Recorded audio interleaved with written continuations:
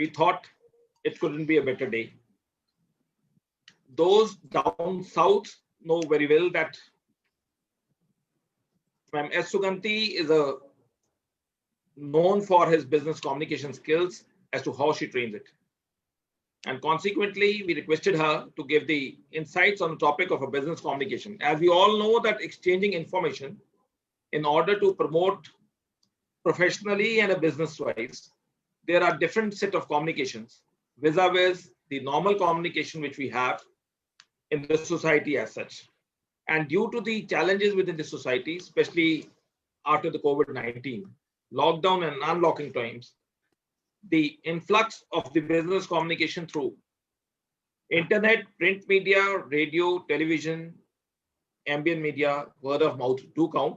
But of late, platforms like Zoom, Geo, wherein webinars have been conducted, as they say that new is the normal, that where originally we had seminars or the classroom presentations, etc., or board meetings, or we have all majority have understood the nuances of the facets regarding the understanding through a virtual platform. And the beauty of the virtual platform is, like the resource person today is straight from Madurai, and we are based in Chandigarh.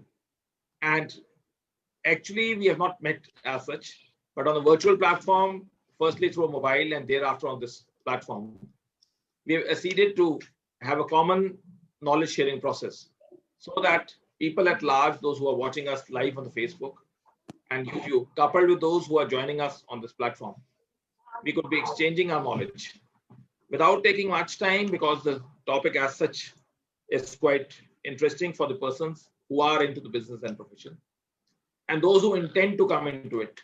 I would request Dr. S. Suganthi to take over the platform. Thank you, sir. Welcome. Screen sharing.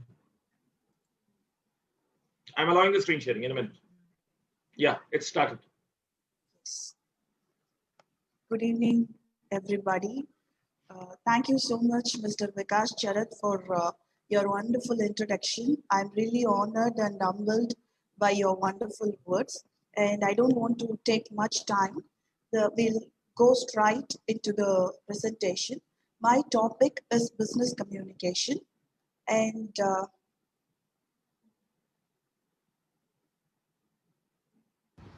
business communication is not related to banking or trade alone.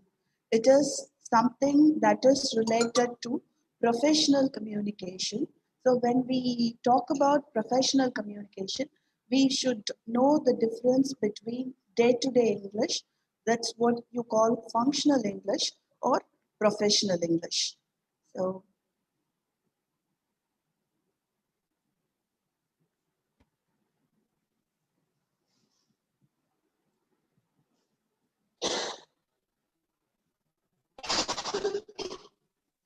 general English versus business English. So general English is, as I told you, it is functional English or informal English. Business English is professional English or formal English. So what is the difference between general English and business English? See, general English, we go to a shop, we buy vegetables, or mostly we don't use English with a vegetable vendor, but when we go to places like shopping malls, for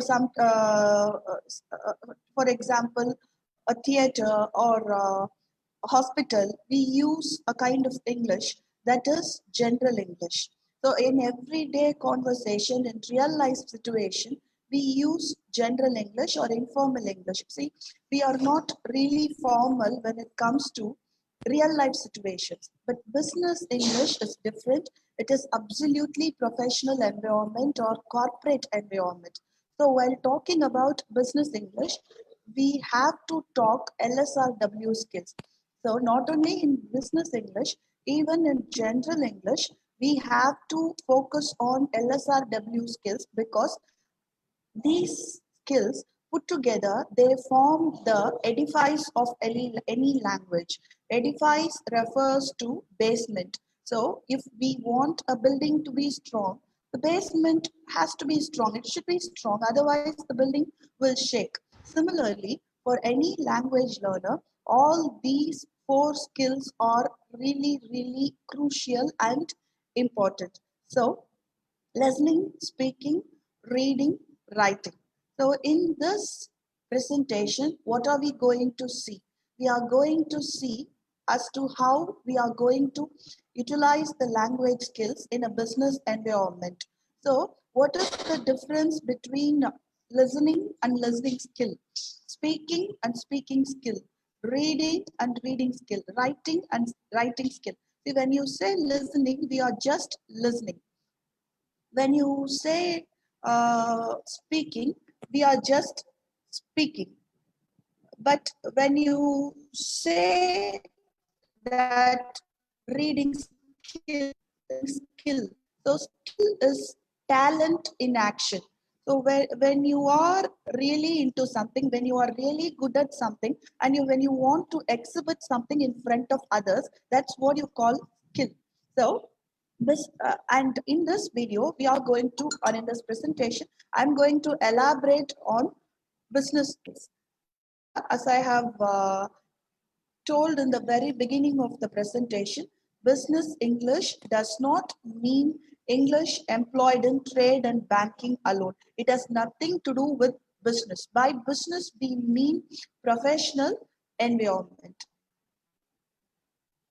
So I have classified, not I have classified, the native speakers of English and English language experts, they have classified the skills, the four skills into two groups, receptive skills and productive skills. See, listening and reading come under receptive skills. Speaking and writing come under productive skills. So what is the difference between a receptive skill and a productive skill? See, in a receptive skill, the candidate or the person, the speaker or the reader or the writer has no role. So when you listen, we don't actually do anything. We just sit and listen. Similarly, when we read, we just move our eyes. We don't really, you know what, we don't struggle in a way, or we don't strain ourselves. We just listen. So but in speaking, when it comes to speaking and writing, we have to exert ourselves. So when I have to speak, I have to arrange my ideas. I have to organize my thoughts. But in listening, someone else is speaking. I'm just listening. So my role is really very less. The case is same in writing also. So writing is still more serious, because anything that is written is a record. So when it comes to speaking and writing, the native speakers and language experts, they call those skills as productive skills, listening and reading as receptive skills. So that's the difference between a receptive skill and a productive skill. In a receptive skill, actually, you don't do much. You are passive. And in a productive skill, you exert yourself and you are productive. So in this presentation, I am going to focus only on productive skills, because I believe that those who are good at listening will be good at speaking. Those who are good at reading will naturally be good at writing. So I go to the previous slide to lay emphasis on what I said, because L, S or W. Speaking comes after listening, writing comes after reading. So what is implied? If you want to be a good speaker, you have to be a wonderful listener. Similarly, if you want to be a good writer, you have to be a good reader.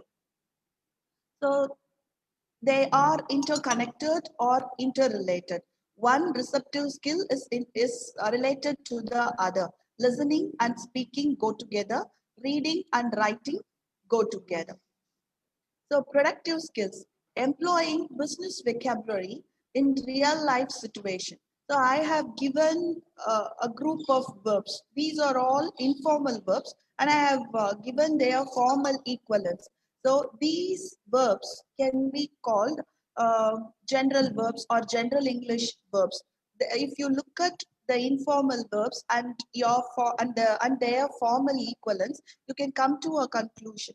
So when I say, I can tell my colleague or my friend that let's talk about the movie, let's talk about the event, let's talk about the festival. But when I talk to my higher up, or when I speak in a business environment, or for instance a meeting for that matter, I cannot say talk about. I should replace the phrase with a word called discuss. So discuss is more professional. So all the other words like ask can be replaced with inquire. Ask for can be replaced with request. Request is politer when compared to ask for. Request is politer. Similarly, help can be replaced with assist. Think about consider.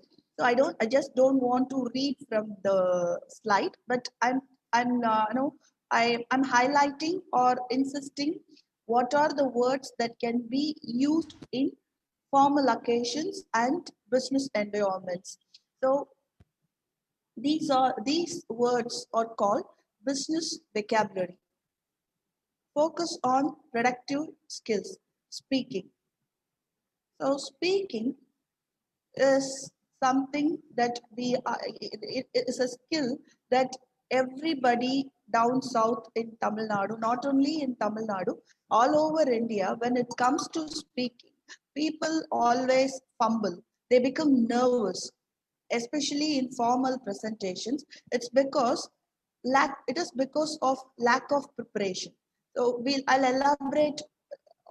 know I'll elaborate about in the next slide. So first we'll see the difference between everyday situations and formal presentations. See, in everyday situations, we speak to greet people. The moment we see someone, we say good morning, good afternoon, and it's morning. It's not good morning, but most of the time we say good morning, but it's morning. So and we greet people, we smile at people, and we say hi's, hellos. These are all everyday situations. And telephonic conversation. When I get a call from my friend, answer I don't answer politely, and I don't have to be formal with my friend. That's everyday situation. Telling stories. When I narrate a story to my daughter or my son, I don't use business vocabulary. Taking part in conversations. Imagine a group of friends are talking about the weather. We don't have to use formal vocabulary. Buying things. So I mentioned this early in the presentation. You go to a shop, you go to a mall, you buy things. You don't have to be so formal or so professional with the executive. You don't sales executive asking for information. You want to find address, and we ask someone close by who's standing close by, and we want them to direct us, and we don't have to be very formal. But for presentations, like say it is a webinar, I'm presenting online, so many people are watching me live, so it is a PPT presentation also. So when I speak on a formal environment, a business environment, or a particular occasion, I have to be very particular about my presentation. So when it comes to delivering lectures, participating in a meeting with agenda, so we have to understand the difference between agenda and schedule. Schedule or schedule is timetable, but agenda is items to be discussed. So when we sit in a meeting, especially in a meeting with a particular agenda, we have to discuss accordingly. We should not deviate from our topic. So digression from the topic is strictly prohibited in a formal presentation. And another formal presentation is classroom teaching. See, our former president, Dr. APJ Abdul Kalam, once said, see, if you want to teach students for half an hour, you have to prepare for 4 hours, because classroom teaching should not be taken very lightly, because teachers are knowledge, I would say that they spread knowledge, and they are considered to be epitomes of knowledge. So when it comes to knowledge sharing, we should be very careful in preparation and public speaking. So addressing a gathering, addressing a large number of people, and oration and elocution, when you go to competitions, we do prepare. So this is how we can distinguish between everyday situations and formal presentations. Everyday situations. So everyday situations require the speakers to be fluent. See, if I am fluent, that is more than enough. So what is the difference between fluency and accuracy? Fluency is speaking with the available words. What are the words that are readily available to me? I utilize those words. See, language is very arbitrary. Why? Because when you need a word the most, the word fails you. See, every time all of us would have come across this occasion. We'll be speaking, we'll be presenting, or we'll be discussing. While during that time, we'll be groping for a particular word. We'll be pining for a particular word. Oh my God, I need this word to, express myself. I need this word to, express my idea. But at that moment, that word, that particular word, that most sought after word will not occur to you.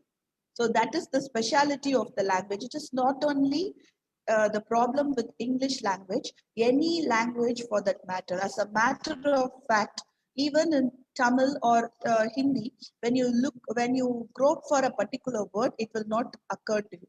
So what is important? If you speak with the available words, you will be fluent. You go for the accurate word, you cannot be fluent. So in everyday situation, fluency is crucial. So because we don't prepare anything for everyday situation. Grammar, vocabulary, and other elements of speaking are not important because it is not a prepared speech. Mostly impromptu or extempore. Impromptu or extempore is unprepared. So we start offhanded. We go without much preparation and we speak just like that. That is different. It needs no preparation. And words like, all these can be used because fillers, discourse markers can be used liberally. Nobody is going to find fault with me. See, I am speaking in a webinar and everything will be noted. If I use a lot of fillers, people will get agitated. So fillers can be liberally used in everyday situations. And in everyday situation, what is more important is communication, not perfection. See, if I go to a different state, I belong to Tamil Nadu and I go to sir's place like Chandigarh, or I go to, if I don't know Hindi or if I don't know Malayalam, I have to communicate with the taxi driver, auto driver with English. So they are not going to look for grammatical structures, or they are not going to look for perfection in my English. So our listeners, as I it's continuation. Our listeners are not going to judge us. The driver is not going to judge me. The sales executive is not going to judge me. So my friend is not going to judge me. So it is okay in an everyday situation if I am fluent. It's more than enough.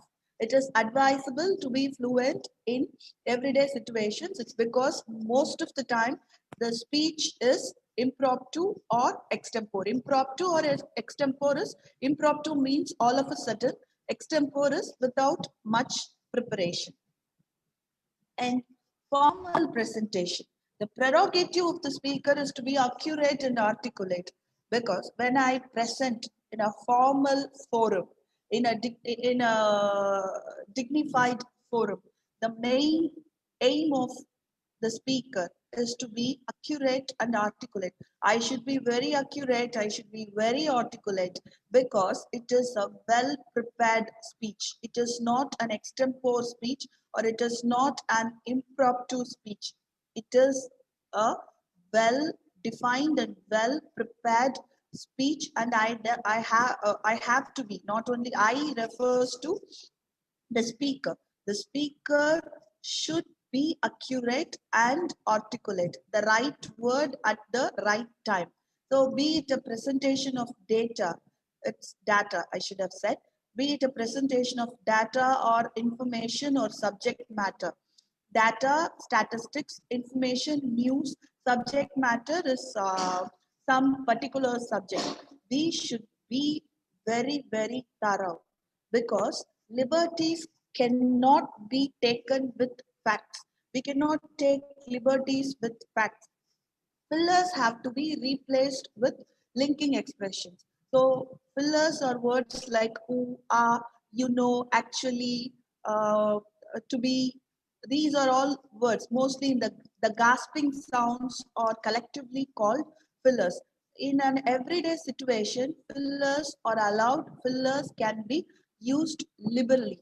But in a formal presentation or in a public speaking, fillers must be replaced with linking expression. So what is the difference between a filler and a linking expression? Linking expressions are otherwise called connectives. These words help us in connecting our ideas. So these words literally help us to be to sound like a natural speaker. These words help us to be very accurate. So again, addressing an elite group of audience is an onerous task. What do you mean by onerous task? It's a tough task. See, when someone tells me that you're going to address a group of chartered accountants, your group of lawyers, a group of engineers, a group of professionals, a group of academics, I'll be naturally petrified, because my target audience are all elite. They are all well educated, and they are going to judge me. I'm a public speaker, and my audience are, well versed.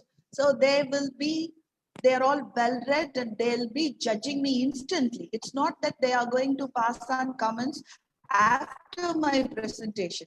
The moment I start my presentation, they would have judged me by my language, my choice of words. So another thing is, when we address a public meeting, or when we speak in a meeting, we have to keep our eye on words, because we should be balanced.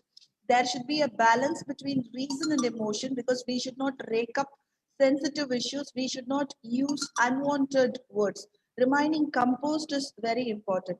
Yeah, I have been a teacher for the past 10 years, but when it comes to a presentation, for a first few seconds, I'll be in jitters. So the stage jitter is the stage fear, or that jitters is quite common. So we have to overcome that, and remaining composed is very important in a meeting, or in an official conference or seminar.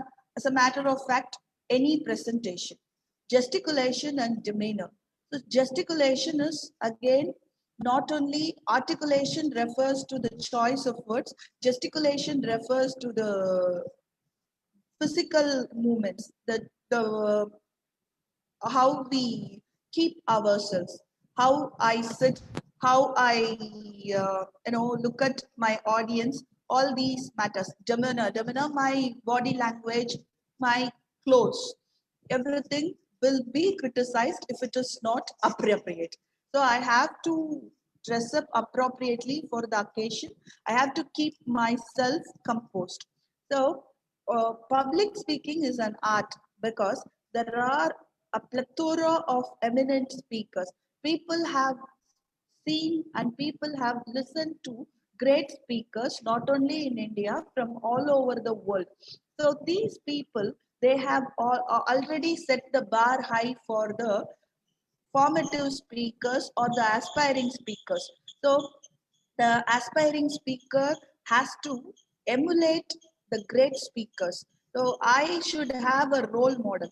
So how will I emulate a prolific speaker? By listening to them. So by listening to great people, by listening to their speeches, their lectures regularly, we can hone our speaking skills. And practicing is the key word. It is indispensable. Indispensable is a beautiful word because it is inevitable, unavoidable. We cannot do away with practicing. So if tomorrow I have a presentation, tomorrow we have a presentation. So no matter how experienced I am, how fluent I am, how good my language is, I have to practice. I have to practice for the presentation. I have to practice for the time. I have to practice for my audience. So this is something indispensable. And these are all my favorite iconic speakers of English: Winston Churchill, Martin Luther King, Jawaharlal Nehru, Nelson Mandela, Jayalalitha, Sashi Tharoor. And Sashi Tharoor, I like him personally for his vocabulary. He has got a vocabulary chip in his mind, and this man is amazing and outstanding when it comes to vocabulary. And Winston Churchill is famous for his quotes. And once one of his friends, not exactly his friends, his political enemy, told the audience that after listening to Winston Churchill, he said, see, Churchill has mobilized the English language and he has sent the English language to war against our enemies. So such was the prowess of Winston Churchill. And Jawaharlal Nehru, we all must have listened to his Independence Day speech. When the world sleeps, India remains awake. Nelson Mandela, Long Walk to Freedom. And Jayalalitha, former Chief Minister of Tamil Nadu, Madam Jayalalitha's language is out of the world. And by listening to such speakers, we can definitely hone our skills, English speaking skills. So it's again language part.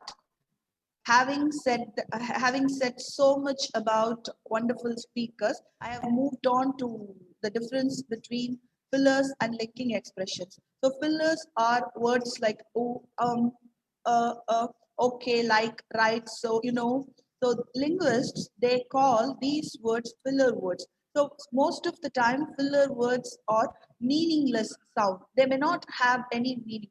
See, if we take the word they're all sounds. It gives you a break. Even I use the word, to fill the space at times. So it doesn't mean that it's a meaningful word. It is a word that fills the gap. But linking expressions are different. Linking expressions are connective elements that connect one sentence or one idea unit with another idea unit. And moreover, it is always advisable to speak with idea units. We don't speak like textbooks in our native language. We speak like, what occurs to us, we speak. And if we are not able to, you know, continue, or we are not able to complete a sentence, we don't mind leaving the sentence. But the problem with English language is the moment we start a sentence, we will not be happy unless we complete it with a full stop. But that should not be the case. It is enough if you drop a sentence halfway. Nobody is going to notice that. So linking expressions help you in connecting your idea units. And linking expressions, unlike fillers, they carry meaning and they hold explanatory power. They add more meaning to our idea units. So these are the types of, or various types of linking expressions. So to give example, we use phrases like, for example, for instance, namely, adding information, we use all these words. Furthermore is more professional than and moreover, apart from and besides can be replaced. So besides the chief guest, apart from the chief guest, both are acceptable. and summarizing in short, in brief, in nutshell. In a nutshell is considered to be more professional. And sequencing ideas, the farmer, the letter, firstly, secondly, finally, it gives the order of the events. It gives kind of organized view of the event or any action or any, even if it is a function or a conversation. When we talk about a function, when we talk about a festival, when you talk about some idea, it has to be coherent, it has to be in a particular order. I'll talk about coherence and cohesion in writing, but I'm just throwing a flood of light on sequencing ideas. So giving a reason is, but it can also be called cause and effect. So I give a reason because I couldn't do this, I couldn't do this because, so due to, owing to, all these words help in giving reason, help in giving the cause, help in explaining the cause. So giving a result, mostly we use all these while talking about mathematics, physics, or some data. We say we conclude. So it's raining. I'm leaving. So these words, these words help us in explaining or elaborating result. Contrasting ideas. When we need to compare and contrast, we use these words. Although, despite. So and it should be noted that despite is not followed by of. In spite is followed by of, but despite is not followed by the word or the preposition of, but mostly we Indians use despite of. That's wrong. In spite of is correct, despite of is wrong. Despite his illness, he is very active. In spite of his illness, he is very active. So nevertheless, nonetheless, all these words help us in comparing and contrasting. So despite his illness, he is active. So this illness is something weak, but he's active. So you compare and you kind of contrast it. So linking expressions over. Now I move on to business phrases. So I thought it would be very interesting if I present a story instead of giving just the important phrases. So I took out this story from this website and I have given due acknowledgement because I took it from this website. I read the story. I recently ventured into the world of business by starting up my own small business. I began by trying to carve out a niche for my new service that I was offering and developing a brand around my niche service. So carve out a niche. Carve out a niche is I am creating my own space. Actually, I want to create a space for myself. That is carve out a niche, getting a place for myself. So it is a business phrase. In order to get my small business off the ground, I want to develop my business. I want to take off. It is like an airplane taking off.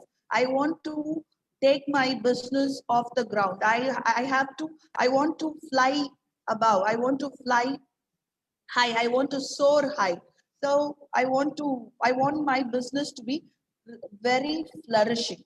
So I first needed to go I'm sorry, I first needed to go through a lot of red tape. Red tape refers to office work. So if we want to start a business, we have to register, we have to get approval from government office. So a lot of red tape. Red tape refers to the file with red tape. Again, it's a business phrase.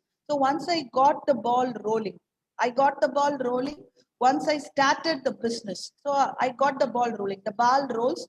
It's a phrase. It's again a phrase, and it says that I have started something.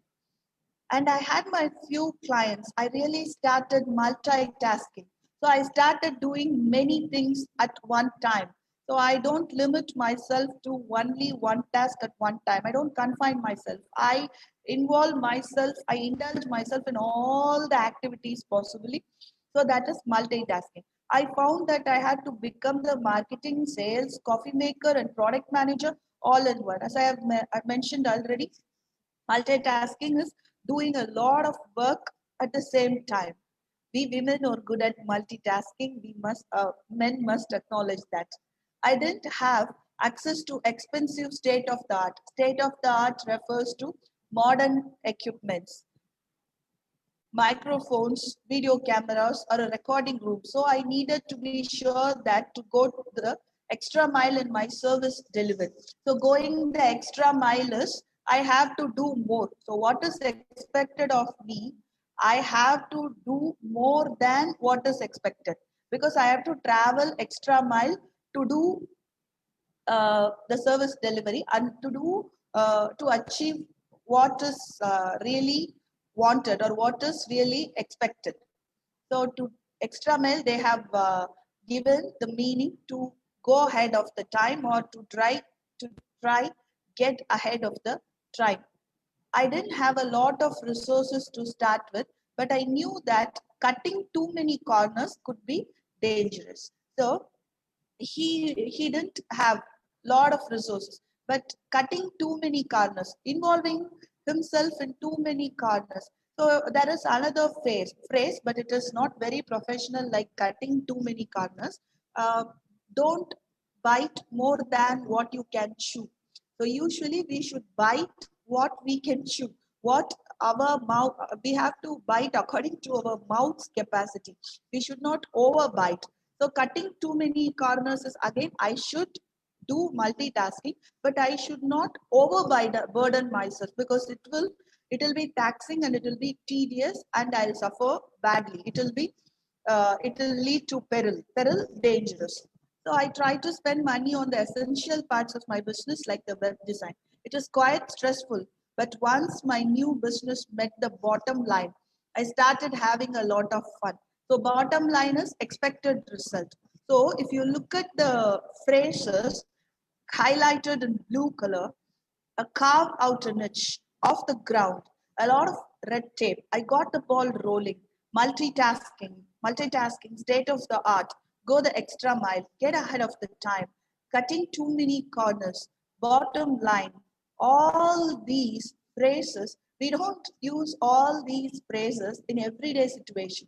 Usually we use all these phrases in a business environment, in a presentation.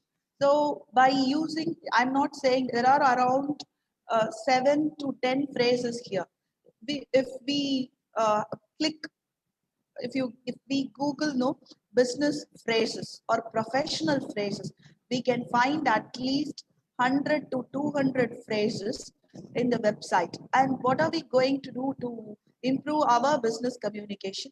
We are going to use those phrases again and again in our formal presentations. Once we start using a particular phrase, it becomes our phrase and we get used to it. So it becomes part of ourselves. This is how we have to inculcate the habit of using business phrases. I move on. So having thrown a flood of light or having discussed in detail about speaking skills, I move on to writing skills. And writing is again a productive skill which is interconnected with reading. So a good reader is always a good writer. Reading maketh a ready man. So what actually business writing involves? Business writing involves accuracy. There should not be any mistakes. There should not be spelling mistakes. Joining letters together correctly. Joining letters together correctly and spelling mistakes, we should not confuse between these two phrases. Joining letters together, it refers to arranging the words, writing legibly. Legibly. Now we no longer write because all the written communication are either typed or we use mobile phones or laptops to type. So writing legibly is outdated or obsolete. We don't write. Punctuating correctly. It is very important. That the punctuation marks should be put in the right place, correct layouts. So when it comes to presentations, when it comes to professional writing, whether we should be very particular about orientation. If it is you know, portrait or landscape, we should be very choosy and choosing the correct vocabulary, the choice of words. And other key features of grammar is very important, because writing, when we nowadays, we find lot of mistakes in English newspapers. We find lot of mistakes in textbooks. We find lot of mistakes in books written by great people. It's not that these people don't know English. Proofreading, poor proofreading. So, circulars, mails, letters, reports, thesis. So, the key features of writing, especially business writing, these form the key features of business writing. So business writing is always official communication. I'm not going to write anything to my daughter.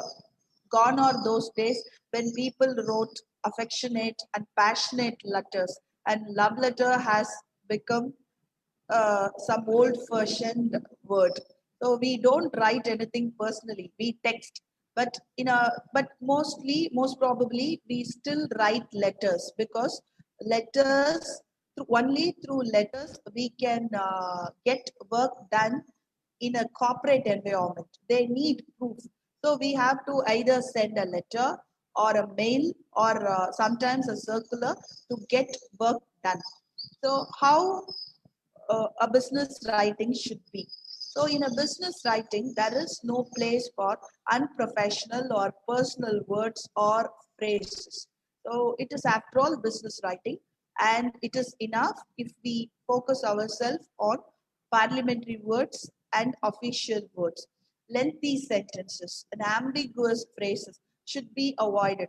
Some people, they have this tendency of writing lengthy sentences they think that it shows their language prowess. No, the purpose of writing is our audience or our reader should understand us properly.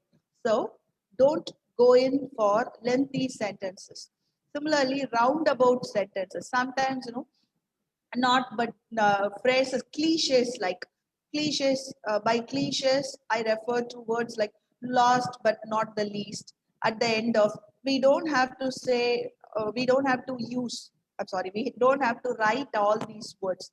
It is enough. Hit the nail on the head. Be straight. That is more than enough. So pithy, small sentences, to the point sentences are preferred. And utmost care should be taken in drafting a written communication, because a written communication is black and white, and lawyers must be knowing it very properly than a teacher. Black and white is a record or evidence for posterity. For future, it is a record. So whatever we write, we have to be very careful in our writing. So coherence and cohesion.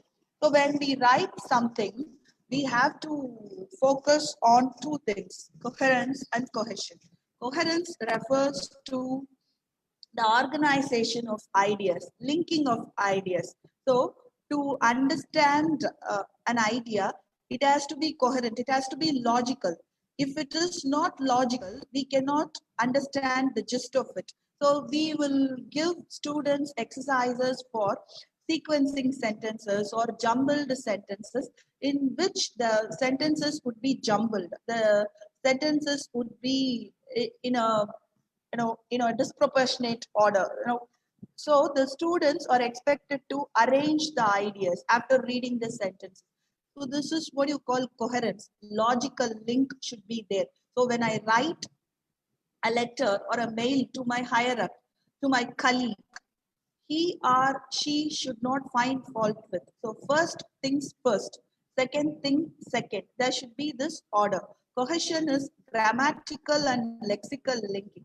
See, imagine I am going to organize a meeting tomorrow or day after tomorrow. So what is the appropriate tense or what is the correct tense to talk about a future event? It is always future. So I have to use the words will, shall, may. I cannot be using was. I cannot be using yesterday. So I have to be very careful. Tomorrow, and of course, I can use modal verbs, but I have to be very careful when it comes to grammar because it shows time. So coherence is linking ideas together logically, organization of ideas. Cohesion is grammatical link and cohesive devices. These are devices that are used to fit ideas together. Cohesive devices help in the discourse flow. Discourse, the conversation or the essay for that matter. It these devices help. Anything can be a cohesive device. It can be collocation, it can be a pronoun, it can be a determiner, lexical repetition. Sometimes we repeat words, linking adverbials, substitution, ellipsis, conjunction, connectives, synonymy, autonomy, synonymy, meanings, opposites, hypernym, the extreme, hyponym, the low, and referencing, anaphoric reference, anaphoric is before, cataphoric is absent. So these devices create physical links between words in a discourse. So these cohesive device create kind of connectivity. So stages of writing. First, we develop ideas, and after that, we organize ideas, we draft, we edit, we proofread, and final step is redraft. So spoken words cannot be retrieved, but written words can be. Because before sending our written communication to someone or even our higher up, we have the space and time to correct it again and again. So it is better to follow these steps, follow these stages in writing, developing ideas, organizing ideas, drafting, editing, proofreading, redrafting. So types of business writings, letters, emails, reports, memos, circulars, etc. It is etc. and it is not etc. It is etc. etc. Types of business writing. See, I have focused only on letters and emails today. Letters, structure is very vital. It is very important. Mostly left orientation is preferred and letters should have salutation. Letters should have subject and it should have thanking note, and letter becomes invalid if we don't sign. Signing of the letter is very important. We should sign yours sincerely or yours faithfully. The yours sincerely is typically used when we address the person by name. Yours faithfully is used when we address the person, dear sir or madam. So it is always advisable to know the difference between yours sincerely and yours faithfully. Salutation is like respected sir, dear sir. Salutation is very important, and subject is also important because the subject shows the reader what is there in the body of the letter. So emails, first and foremost thing in an email is the subject bar of the email should not be empty. It should be filled in properly. Otherwise, the first word of the mail, if I write dear sir, if I write dear madam, it will get reflected in the subject bar and it will be very odd, or it will be very disrespectful. Carbon copy, we know carbon copy, if you want to send a particular mail to a number of people, we use carbon copy. Blind carbon copy, see, I want to send this particular mail to a particular person and I don't want others to see that I have sent this mail to this fellow, so I hide the others from looking at or others from seeing that I have sent this mail to another person. So this is hiding or concealing visibility of a particular recipient. And we do this in business environment. We send mail to all our colleagues and we send a blind carbon copy to the higher up, the people at the top brass or people at the helm of affairs.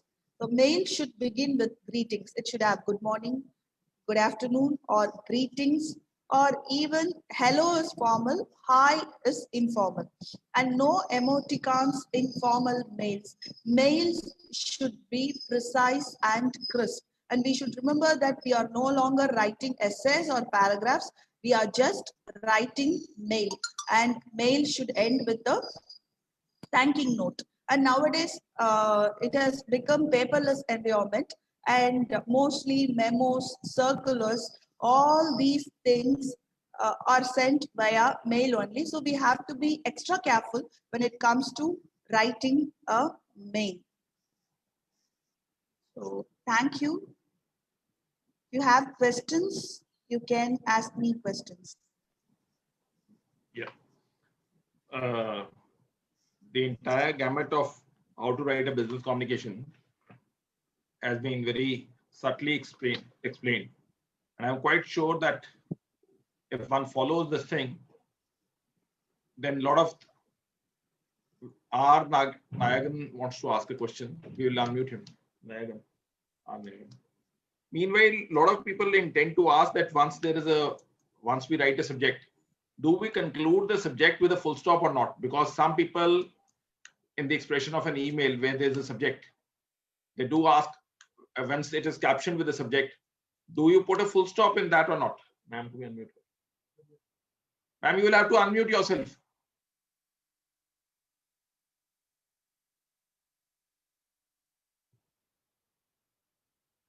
Unmute.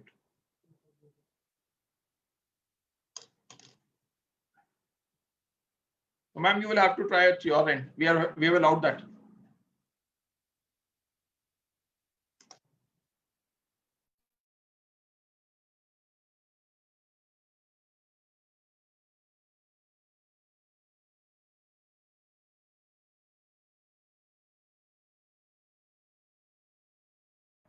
Ma'am, try it again because we have allowed at our end.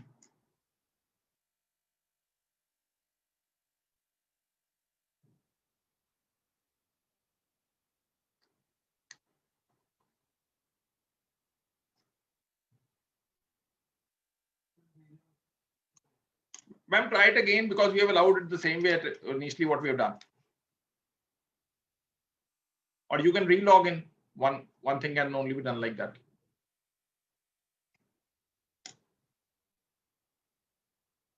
I will call you on a mobile.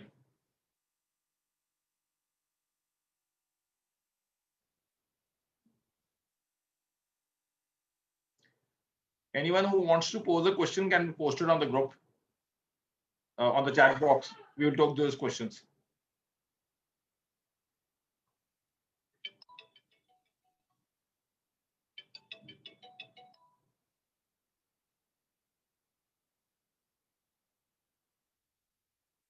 I get that ma'am had already answered it, that you will have to practice and practice.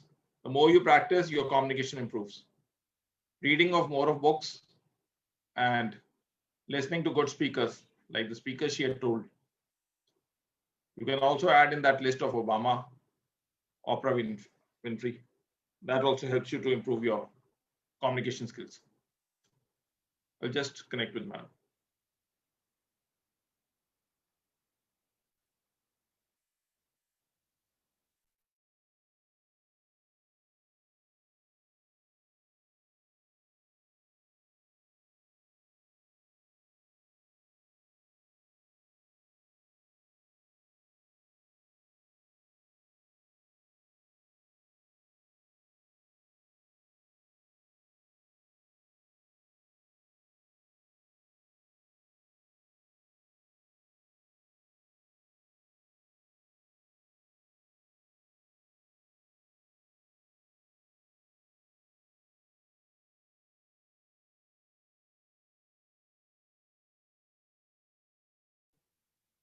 Yes, ma'am, unmute yourself.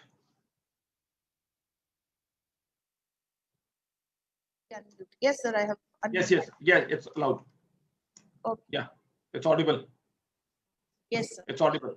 Yeah. Meanwhile, R. Nayagan has posted a question: village students how to improve his English communication without fear and without fear. First thing is, we are not native speakers. So when an English speaker speaks Tamil or speaks Hindi, he doesn't speak like a true Hindi speaker or a Tamil speaker. He speaks like Englishman. Similarly, we are not native speakers, so it is okay to make mistakes. We correct ourselves by making mistakes. And the first thing is we should not be afraid of making mistakes. But only by making mistakes can we be fluent. Otherwise, we cannot be fluent.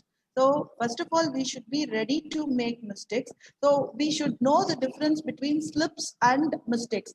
I have been teaching English for the past 10 years, but even now I make slips. See, sometimes it comes to me that I have to be more polite, but actually, the correct word is politer. It's not more polite. So, when I say more polite, I immediately correct myself. Politer, I should have said politer. So, by correcting ourselves every now and then, we can really improve our fluency and we must admit the fact that it is stage fear. It is not fear of a particular language. It is stage fear that prevents us from being a good speaker. So uh, we have to overcome stage fear by practicing in front of our friends. Thank you. This is by Armstrong. He says that while drafting and communicating, kindly give some points which are to be remembered. So drafting, first thing, if you want a mail or if you want to write a letter, be precise.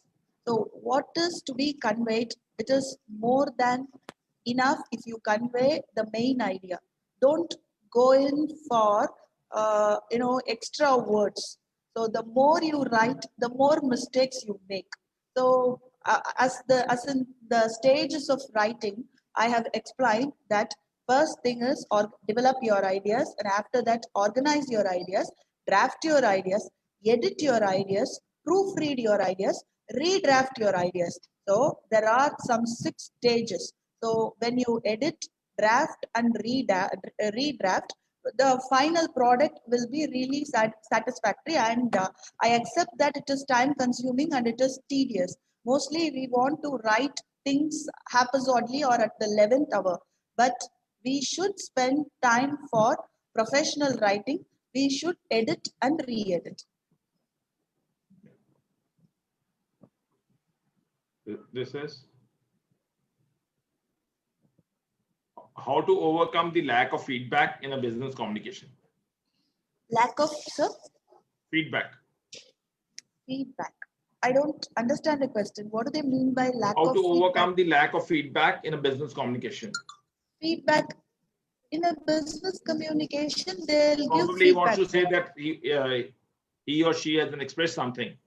The feedback at the back of the mind that people may say that the communication was not to that level what should have been done. See, it happens to every speaker. So when I started my career as a teacher, I told in the very beginning of the presentation, I was groping for the exact word. I will not speak unless I get the exact word. So there will be gap. I'll think and I'll speak. And my audience will think that I'm not good at speaking because I'm looking for I know personally that I'm looking for the exact word. But my our target audience may not understand that.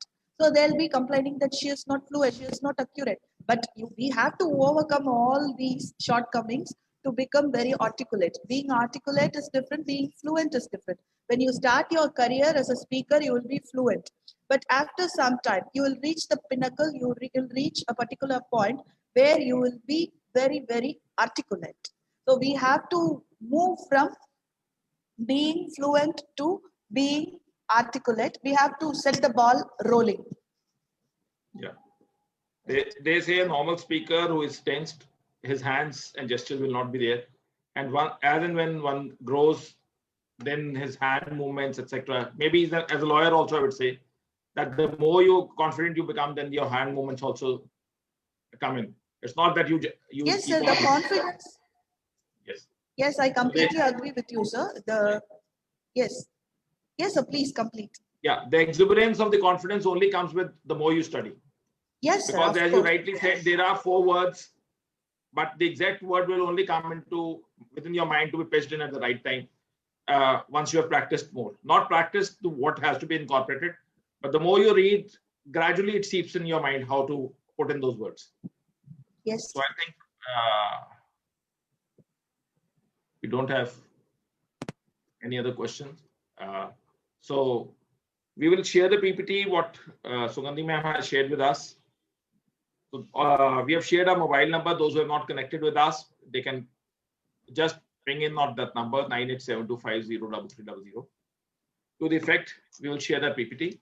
And thank you to all the participants who are watching us live on the Facebook as well as on this platform for joining us. And tomorrow, I can say it will be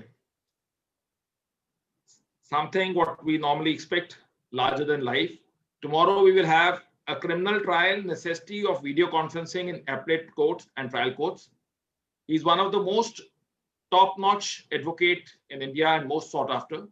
And more so, he has been a lawyer for Salman Khan, Sanjay Dutt, and recently with Riya Chakravarti. He is none other but Satish Mahashinde. So do join us tomorrow at 5 p.m.